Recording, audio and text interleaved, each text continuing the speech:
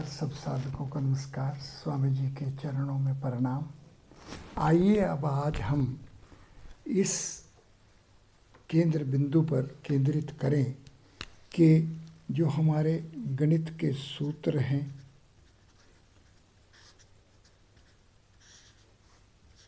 ये किस तरीके से दिव्य स्वरूप वाले हैं और ये दिव्य स्वरूप किस तरह से वेद की दिव्यता के साथ जुड़े हुए हैं। हमारे पास गायत्री मंत्र, मूल मंत्र सभी वेदों में स्थापित मंत्र है। गायत्री शब्द का दिव्य अंक व्यवस्था 3, 2, 1, 1, 4, 1 और 4। आइए इनका योग करें। 3, 5, 6, 7, 11, 12 और 16। 16 ही हमारे पास सूत्र हैं। और पहला सूत्र गायत्री 7 और 9, ये एकाधिकेन पूर्वेन जो सूत्र की दिशा है और गायत्री की जो दिशा है वो समांतर है, पर नदी के साम्य बैंक आधारों पर है। आइए हम देखें कि ये जो गायत्री मंत्र है, इसमें पहला शब्द अगर हम गायत्री लें, शीर्ष शब्द लें, तो इसकी दिव्य अंक 16। अब ये मंत्र ओम, दिव्य अंक 16, भूर, दिव्य अंक 16, भवा, दिव्य अंक 17, स्वाहा, दिव्य अंक 11। आइए साथ साथ हम इनका योग करते जाएं। 16, 32, 48, 65 और 76।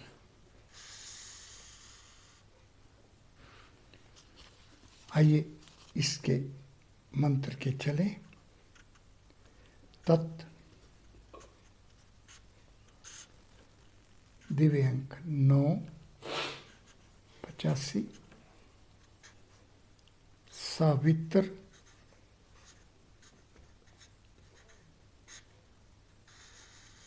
दिव्य अंक 4 जमा 9 जमा 7 जमा 4, 8 और 16, 24। 3 आएगा यहाँ पर, तो रॉ के 3 हैं। ये 23, 85 और 23, 108। ओरेनियम,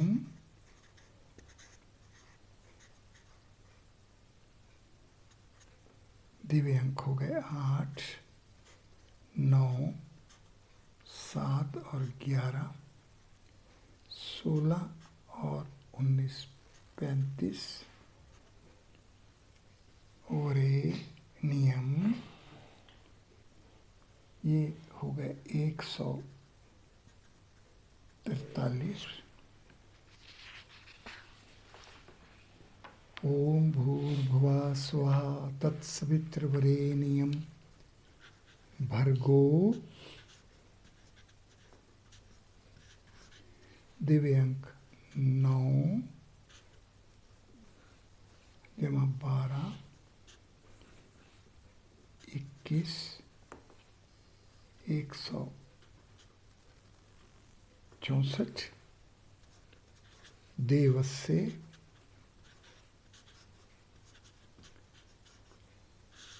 दिव्य अंक 12, 8 और 5, 25, 9, 8। भर्गो देवस्य धीमहि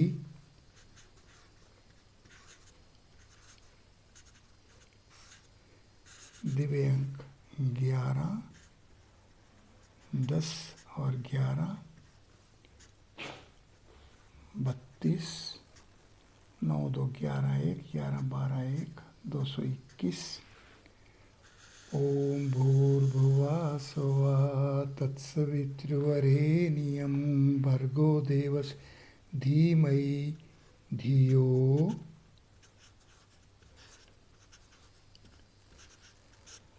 दिव्य अंक 9 जमा 8 बराबर 17, 238। यो धियो यो दिव्य अंक 8 ना दिव्य अंक 9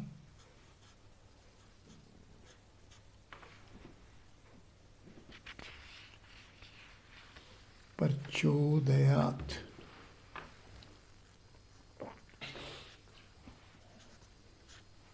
प्रचोदयात्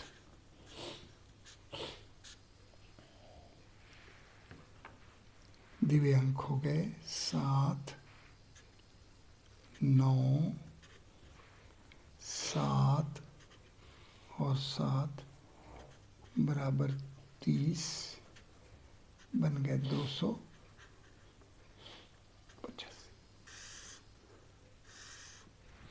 आइए एक बार फिर देखें, अब समझें हम गणित सूत्रों के दिव्य स्वरूप को कैसे वेद के दिव्य स्वरूप के समांतर है ये जानने की जिज्ञासा रखते हुए हम गायत्री की शरण में जा रहे हैं। गायत्री शब्द का मूल्यांकन दिव्य अंक 16 है।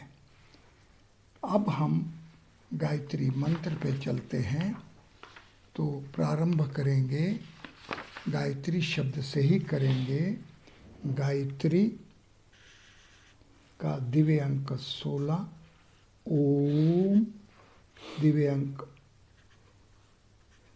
16, 16 और 16 32, भूर 16 48, भवः 17, यमों का दिव्य अंक महेश्वर सूत्रों में नहीं है, 17 65 हो गया, स्वः 11 ये 76, ये 4 विहुवृत्तियाँ हैं।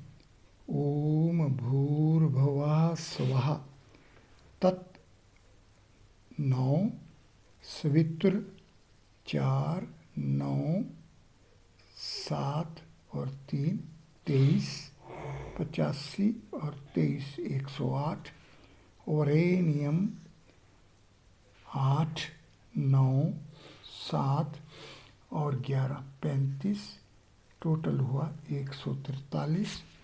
ओम भूर्भुवः स्वः तत्सवितुर्वरेण्यं भर्गो देवस्य धीमहि, भर्गो 9 और 12 21 164, देवस्य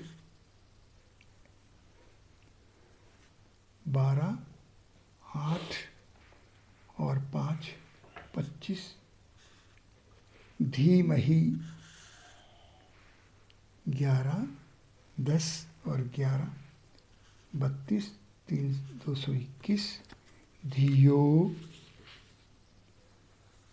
9 और 8 17 238, धियो यो 8 246, ना 9 255 प्रचोदयात 30 285। हमारे पास वैदिक गणित सूत्र 16 है। उनकी सूत्र संख्या 283 है और ये 283 कर्ण होते हुए, डायमेंशन होते हुए हमें यहाँ 285 स्वरूप में पहुँच जाता है। इस तरह से हमें ये जानना है, ये समझना है, ये पकड़ में लेना है कि गणित सूत्र का कर्ण, गणित सूत्र का सूक्ष्म स्वरूप, सूक्ष्म आधार, दिव्य आधार गायत्री मंत्र है। गायत्री मंत्र ओम भूर्भुवः स्वः तत्सवितुर्वरेण्यं भर्गो देवस्य धीमहि धियो यो न प्रचोदयात्। ये 285 दिव्य अंक सत्ता वाला मंत्र है। ये दिव्य सत्ता में गणित सूत्र की पहुँच है। गीता में भगवान कृष्ण छंदों में गायत्री छंद कहते हैं। गायत्री छंदों में मैं गायत्री हूँ। इसलिए हम साधकों को जब गणित सूत्रों की दिव्यता की प्राप्ति करनी है तो हमें इन सूत्रों को, जब हम कहते हैं कि गीता स्वरूप अपनाया जाए, तो आइए हम देखें कि इन सूत्रों का, गायत्री का गीता से कैसे और क्या संबंध है। श्री भगवान गीता में ये उपदेश देते हैं कि छंदों में मैं गायत्री हूँ। हमने देखा कि गायत्री मंत्र जो है ओम भूर्भुवः स्वः तत्सवितुर्वरेण्यं भर्गो देवस्य धीमहि धियो यो न प्रचोदयात्, हमें 285 दिव्य अंक सत्ता प्राप्त कराता है। सूत्र, गणित सूत्र जो है ये 16 हैं। गायत्री का दिव्य अंक 16 है। ये 7 + 9 है। यहाँ पहला सूत्र एकाधिकेन पूर्वे 9 + 7 16 है। इस प्रक्षेप में आइए अब हम गीता का प्रबंध देखें। गीता के पहले अध्याय के श्लोक 77 हैं, दूसरे के 72 हैं, तीसरे के 43, चौथे के 42, पाँचवें के 29, छठे के 47, सातवें के 30, आठवें के 28, नौवें के 34, 10वें के 42, 11 के 55, 12 के 20, 13 के 34, 14 के 27, 15 के 20, 16 के 24, 17 के 28 और 18 के 78 हैं। आइए हम इनका पहले अध्याय और दूसरे अध्याय के श्लोकों में ये जो गैप है ये कितना है। ये 25 है। यहाँ पर गैप कितना है, 29 है। यहाँ पर गैप कितना है, 1। यहाँ पर गैप कितना है, 13। यहाँ पर गैप कितना है, 18। यहाँ गैप कितना है, 13। यहाँ पर गैप है 2। यहाँ पर 6। यहाँ पर 8 यहाँ पर 13, यहाँ 35, यहाँ 14, यहाँ 7, यहाँ 7, ये 4, ये 4, ये 50 और 78 और 47 में 31। आइए अब हम इनका जोड़ करें। 25 जमा 29 54, 55, 68, 86, 99, 101, 107, 115, 128, 163, 177, 184, 191, 195, 199, 249। अब यहाँ हमारे पास 280 आया। यहाँ हमारे से कहीं त्रुटि हुई है, फिर देखते हैं। 47 में से 72 गए, 25, 29, 25 और 19 54 और 1 55, 55 और 13 68, 68 और 18 86, 99, 101, 107, 115, 128, 163, 177, 84, 91, 95, 99, 249 और 280। कहीं हम इसको दोबारा करेंगे, ध्यान से करेंगे। आइए हम इसकी तालिका ध्यान से तालिका बनाएं। ये तालिका पहले अध्याय के श्लोक 47, दूसरे के श्लोक 32, 72, इसका अंतर 25। आगे का तीसरे अध्याय के श्लोक 43 और यहाँ अंतर 29। चौथे अध्याय के श्लोक 42, यहाँ अंतर 1। पांचवें के श्लोक 29, यहाँ अंतर 13। छठे के 47 और यहाँ अंतर हमारे पास 18। यहाँ श्लोक 8वें के 7वें के श्लोक के 30, ये अंतर हमारे पास 17। यहाँ 8वें के श्लोक 28, अंतर हमारे पास 2। 9वें में 34, अंतर 6। 10वें में 42, अंतर 8। 55, अंतर 13। 20, अंतर 35। यहाँ 34, अंतर 14। यहाँ पर 27, अंतर 7। 20, अंतर 7। 24, अंतर 7।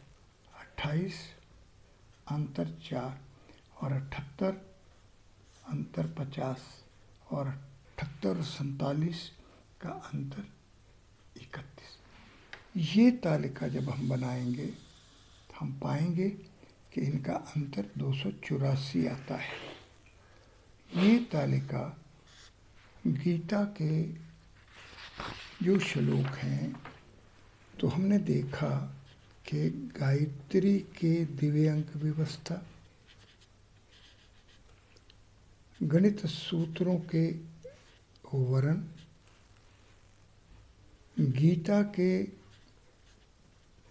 प्रबंध में 47 से 78 तक के 18 अध्यायों के श्लोकों का जो अंतर है, ये हमारे पास 284 हैं। यहाँ भी हमारे पास 283 हैं, यहाँ 285 है। ये अंतर किस कारण से हैं और ये क्या व्यवस्था है, तो हम देखेंगे कि जब हम कोई हाइपर क्यूब लेते हैं, जैसे कि हम मान लीजिए क्यूब को ही ले लेते हैं, 3 स्पेस को ही ले लेते हैं तो हम देखते हैं डायमेंशन 1 है, बाउंड्री 2 है, डोमेन 3 है, ओरिजिन 4 है।